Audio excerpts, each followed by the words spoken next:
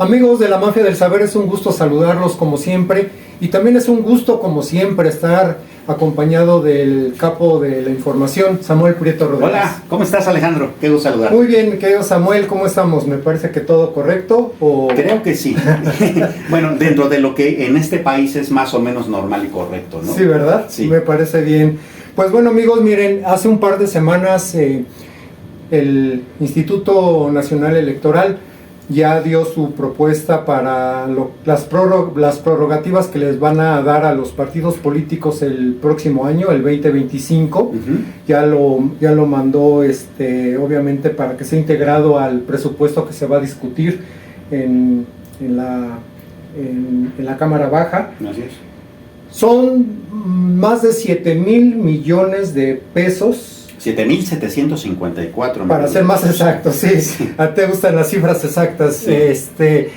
Sí. Más de 7,000 millones de pesos, los cuales no sé si sean justificados para proporcionárselos a los partidos políticos. Qué gran pregunta, querido amigo.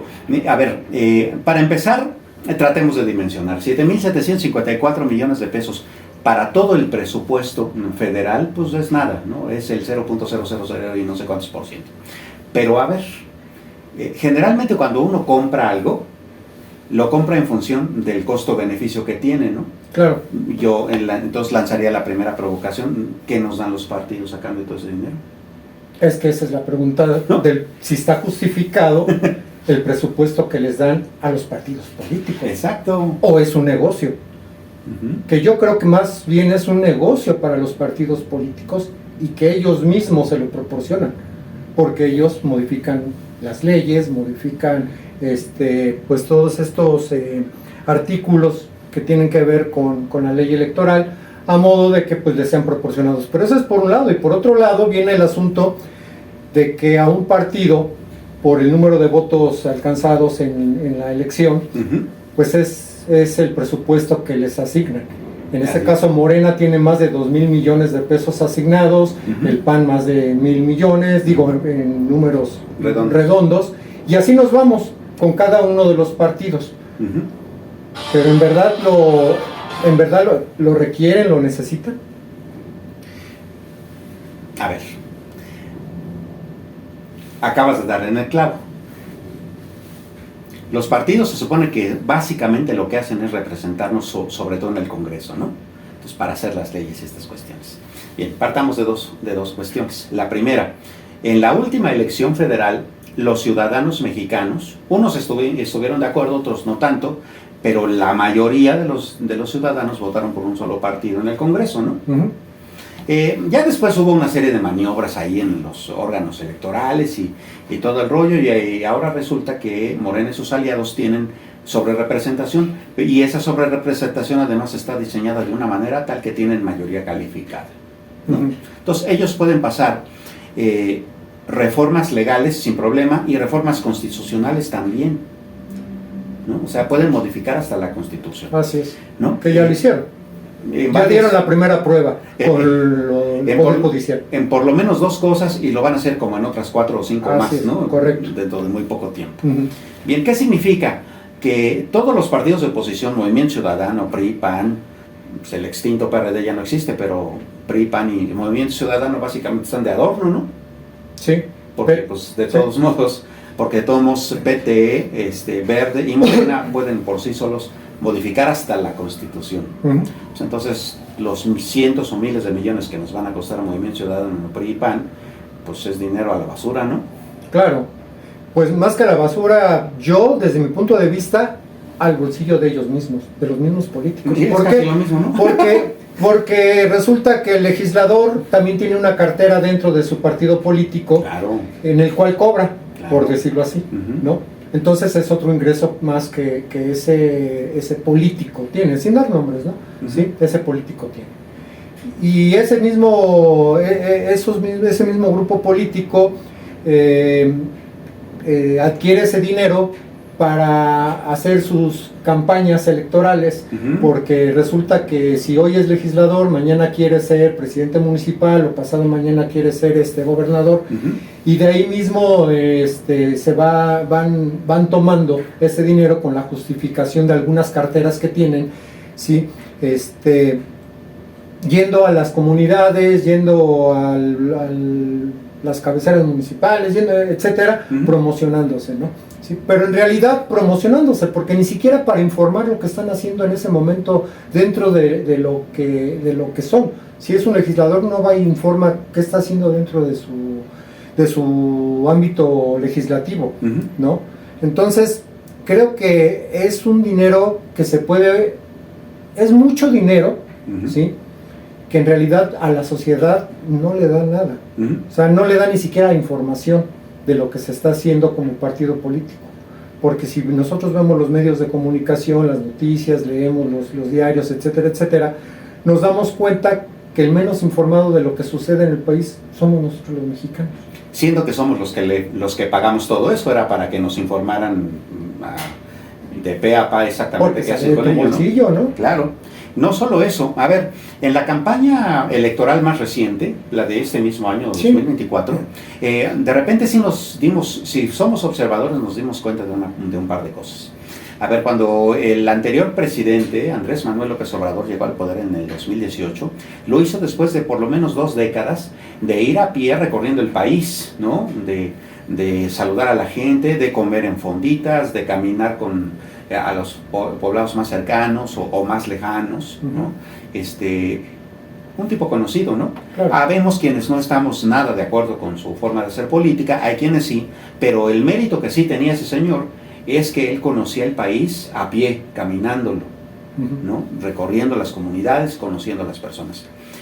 PRI y PAN están ya muy mal acostumbrados, porque no se les quita esa mala costumbre, de recurrir a sus bases, y creen que recurriendo a sus bases ya tienen campaña hecha, ¿no? O sea, realmente las campañas electorales de la oposición, pues no fueron de comunidad, no fueron de recorrer, no fueron de caminar, fueron de ir a los lugares, a las cabeceras municipales, a las ciudades principales, a donde estaban sus bases, y hacer mítines con sus simpatizantes y ya.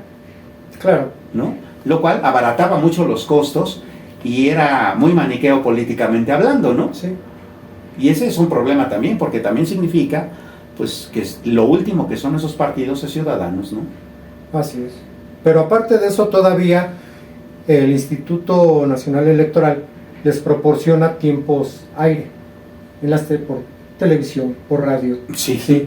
Que la verdad yo lo siento injustificado, o sea, tampoco, mira, yo el día de hoy todavía, incluso actualmente hay anuncios de televisión y de radio en el que se escuchan los partidos políticos, ¿no?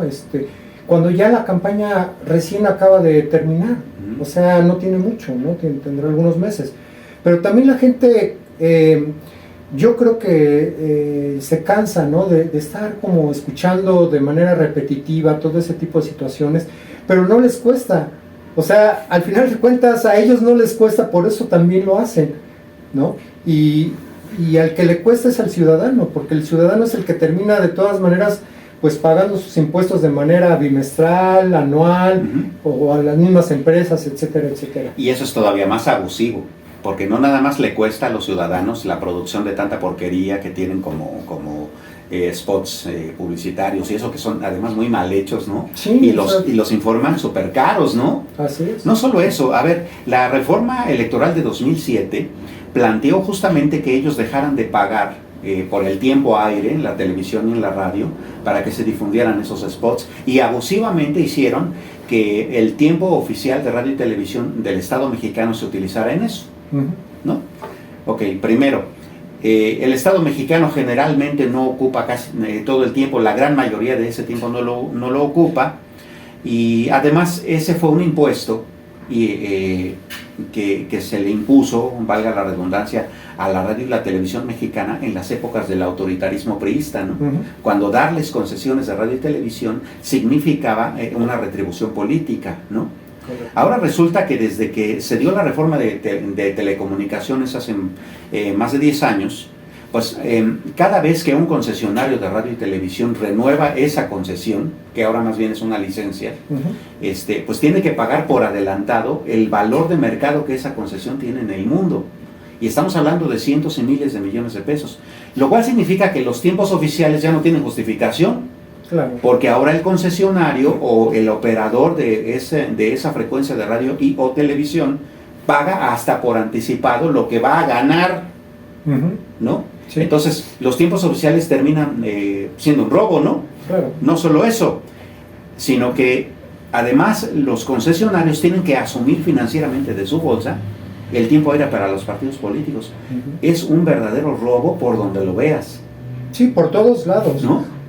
O sea, todos los estados tienen su televisora de gobierno, ¿no? Sí. O sea, aquí en la Ciudad de México creo que es el 28, en el Estado de México el 34, y así, sí. Cada estado.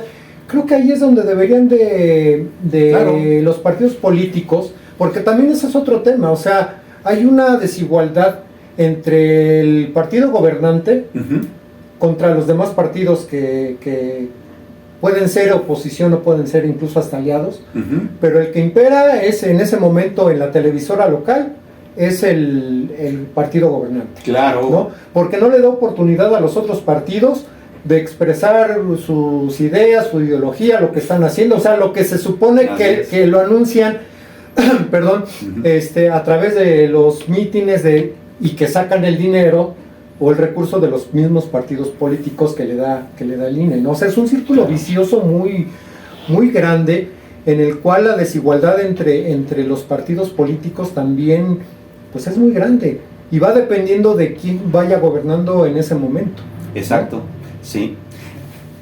Fíjate que es súper curioso, yo diría que hasta perverso, que la gran mayoría, no sé si lo has notado o todos los que estamos reunidos en esta ocasión, que la gran mayoría de las reformas electorales recientes, digamos de las 2 o 3 últimas décadas, en realidad las han impulsado quien ha perdido la elección.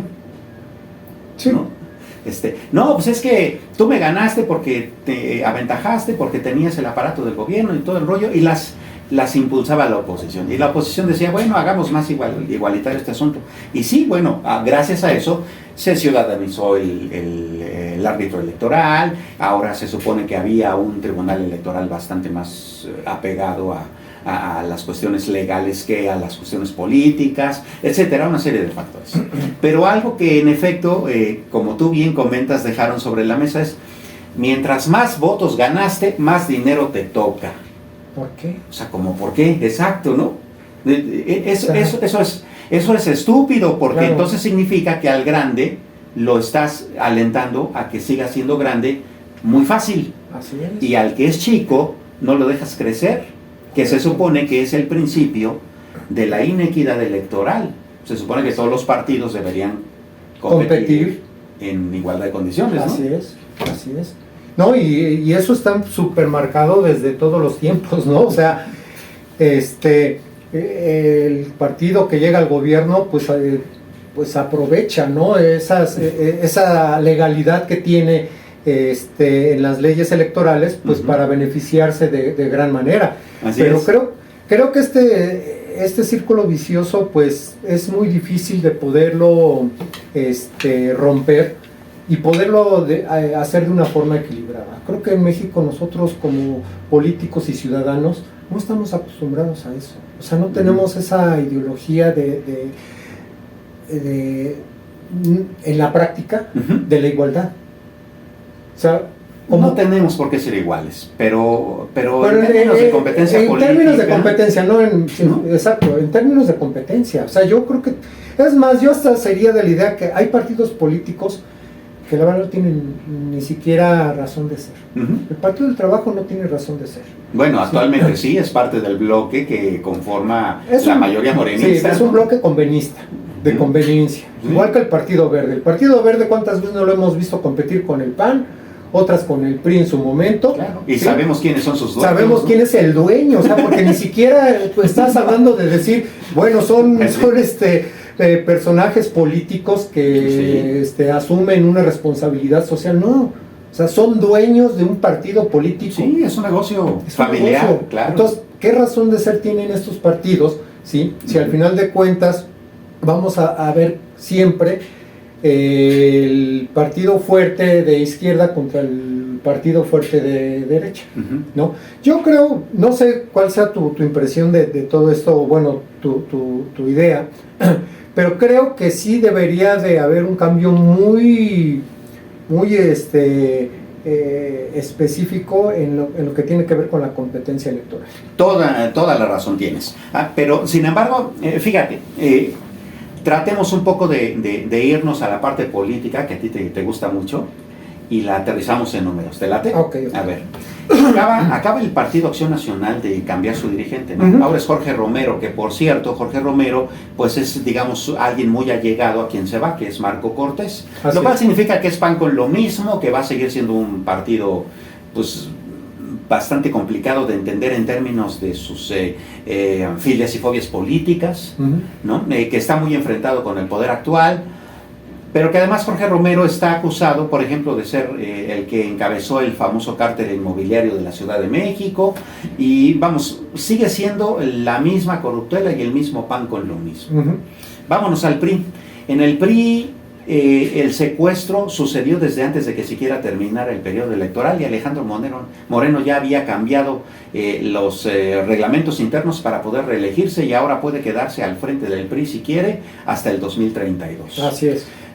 Tamales y atole incluido. No tenemos opciones. Los partidos de oposición siguen siendo la misma porquería de siempre.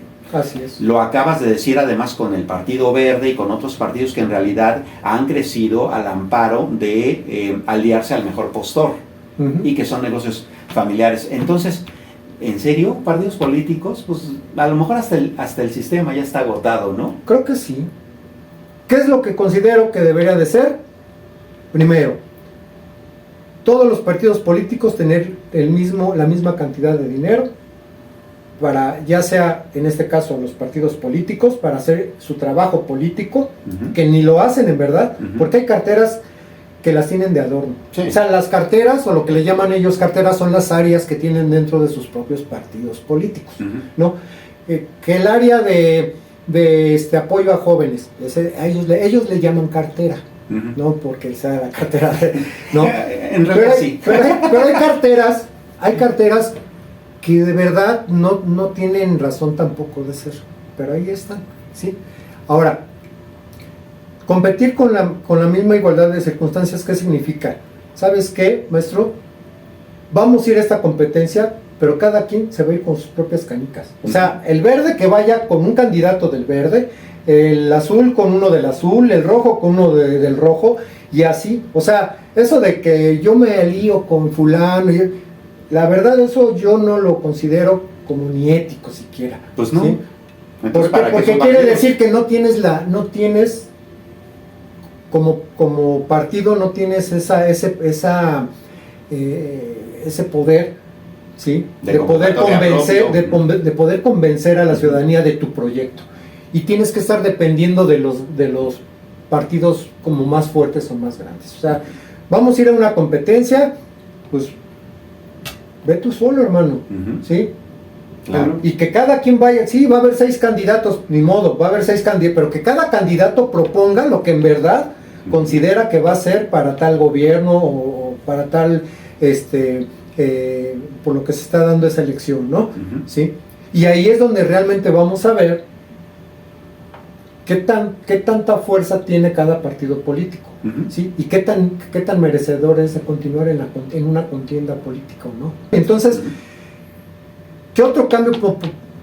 Hay muchos, pero dime uno que a ti te gustaría que pudieras ver para una próxima elección. Pues pasando por una reforma electoral, por ejemplo, yo sí me pondría desde el punto de vista de que hay que reducir, no eliminar, pero sí reducir los plurinominales. La presidenta Sheinbaum, cuando recién entró en el poder hace muy pocas semanas, ella decía hay que quitarlos por completo, ¿no? ¿Cuál es la lógica de que existan los plurinominales? Bien, la lógica es esta. Se supone que los de representación normal, los que compitieron por una senaduría o por una diputación, pues fueron a un distrito electoral y compitieron, ¿no? Los plurinominales, ellos ni siquiera compiten electoralmente, ellos están en una lista y pues conforme la cantidad de votos van entrando, ¿no? Sí. Esto sucedió justamente en las épocas en que el PRI era un partido dominante, ¿no? En donde había que encontrar mecanismos para que la oposición participara, y este sistema se implementó justamente para que hubiera una compensación entre los que ganaron una elección en su distrito y la cantidad de votos o el porcentaje de votos que su partido obtuvo en total. Entonces, pues, se daba. Dijeron que hubiera 200 plurinominales en una Cámara de 500 diputados. ¿Neta? Pues es mucho, ¿no? Ahora, matemáticamente, darle a cada partido el porcentaje de votos en función de una Cámara de 500 diputados es complicado, ¿no? Porque las matemáticas no te dan, tienes que llenar 500, ¿no? Sí. Los números no cuadran. Si hablamos del porcentaje y hablamos de 100 diputados plurinominales, es más fácil. Un diputado es un 1%, tan. Sí. Entonces, si para llegar a tu porcentaje de 30%, necesitas hacer muchos números, con 100 no, con 100 el 30% son 30, tan. Sí, claro, por supuesto. ¿No? Y eso reduciría la Cámara de Diputados de 500 a 400 diputados. Y es matemáticamente mucho más simple para todo el mundo entenderlo. Sí. En el caso de los senadores pasa lo mismo, pero además en el Senado pasa algo muy interesante. En el Senado no nada más hay plurinominales. En el Senado hay el senador de tu estado y el de la primera minoría. Hazme el rechingado favor. Y encima los plurinominales. Bueno, ¿sabías tú que nosotros tenemos una tercera parte de la población de Estados Unidos? Y sin embargo, en Estados Unidos hay 400 representantes, en México hay 500 diputados. ¿Entiende eso, no? Sí. Siendo que somos la tercera parte, ¿no? Claro. O sea, en Estados Unidos hay 330 millones de habitantes, nosotros somos 125 millones, ¿no? ¿Por qué tenemos más diputados que en el Congreso estadounidense? Y en el caso del Senado igual, aquí hay 128 senadores. ¿Cómo? ¿Por qué? Sí. ¿No? Entonces, eso hay que reducirlo, pero no hay que reducirlo únicamente partiendo de que cada quien compita en su distrito, que eso está bien. Podemos entender lo de la representación, pero hagámoslo operable y hagámoslo honesto matemáticamente, reduciéndolos al mínimo, ¿no? Que esto tendría que ver más con una reforma legislativa. Con una reforma electoral. Que a mí me gustaría que en el siguiente episodio, mi querido Samuel, platicáramos precisamente de lo que tiene que ver con las reformas, ¿sí? En nuestra legislación, pero también de nuestra propia Constitución, ¿sí? Claro. Porque creo que por ahí hay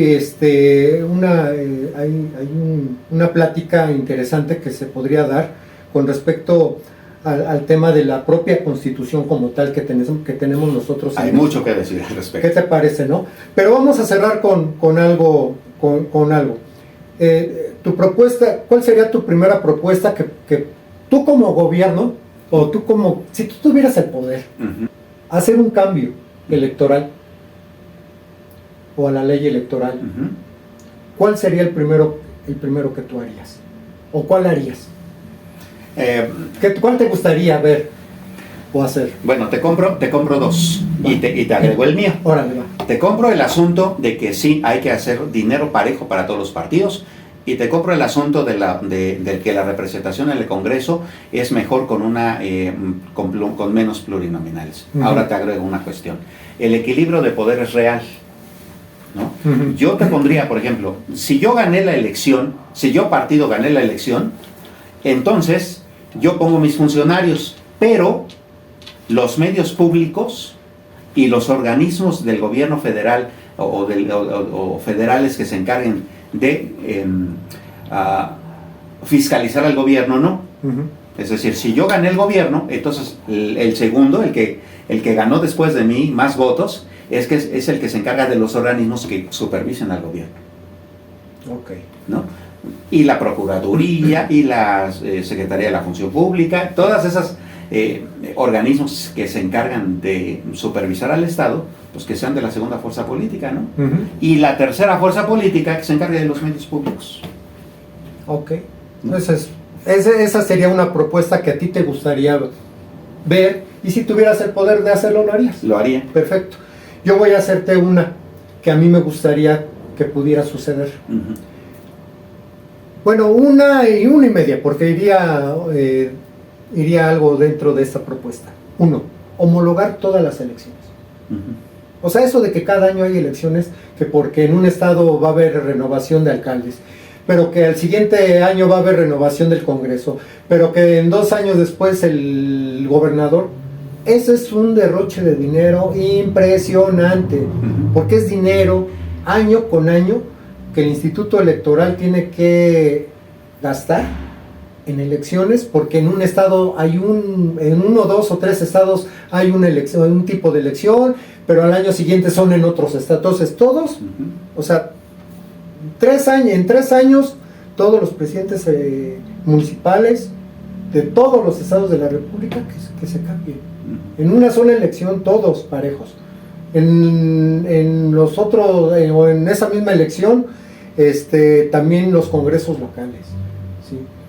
O sea, a mí se me hace de verdad un verdadero derroche el estar gastando cada año dinero en elecciones. Y además se va a agregar la elección de los juzgadores federales. Ahora la de los juzgadores, o sea, la verdad es que sí. Es una burla, ¿no? Es una burla y es un abuso, porque al final de cuentas porque no es ni dinero de... Ese dinero es de verdad mucho más apreciable viéndolo invertido en la rehabilitación de una clínica, de un plantel educativo, claro, de una carretera, de una autopista, ¿sí? ¿Cómo tenemos nuestras autopistas? ¿Cómo tenemos nuestras carreteras? ¿Cómo tenemos nuestras escuelas, nuestros hospitales? Y ahí se le invierte muy poco, ¿sí? La verdad no se le invierte lo que en verdad necesitaría. Pero cuando se trata de cuestiones electorales, partidos políticos, ahí sí no tienen límite. No tienen límite. Entonces yo sí soy de la idea que ya las elecciones debieran de ser en un solo año. Solo unas elecciones cada 3 años, y bueno, para obviamente la presidencia de la República y la de senadores, pues cada 6 años, ¿no? ¿Sí? ¿Cómo? Esa es la chamba de ellos. Porque tampoco el ciudadano va a tener que estarles diciendo cómo tener que hacer la chamba, porque pues entonces que le paguen al ciudadano, ¿no? ¿Sí? Por las propuestas, por las soluciones que le va a dar. Esa es la chamba de ellos, solucionar precisamente todo este tipo de situaciones que como ciudadanos vemos, ¿para qué? Pues para que el dinero por lo menos esté bien invertido, para que lo poco o mucho que tú pagas de impuestos, que etcétera, etcétera, veas que vale la pena, pues que te los estén quitando de lo que tú ganas, ¿no? ¿Sí? No sé si quieras comentar alguno. Digo, esa sería mi propuesta. Yo creo, no, ya te di la mía, así es de que ahí está. Y nos gustaría que ustedes, socios, también nos hagan su propuesta. A lo mejor, pues pueden ustedes pensar de una manera distinta a uno, a lo mejor, pues por ahí tienen alguna propuesta interesante, que muchas veces, pues son propuestas que hacemos entre ciudadanos, pero pues nos las quedamos nosotros. Pues va siendo la hora de que los ciudadanos tomemos el poder organizándonos. Eso es bien importante. Lo bueno es que tenemos todavía la fortuna de que lo que hablamos, lo que platicamos, lo que pensamos, podemos expresarlo. Así que, socios, por favor, háganlo. Y el siguiente tema, ¿te parece que platicamos un asunto de la Constitución? Con gusto, con mucho gusto. Pues muchísimas gracias, socios la mafia del saber. Ya hasta de lo que andaba ahí pensando, pues ya me andaba confundiendo. Les agradecemos su atención y nos vemos y escuchamos en el próximo podcast.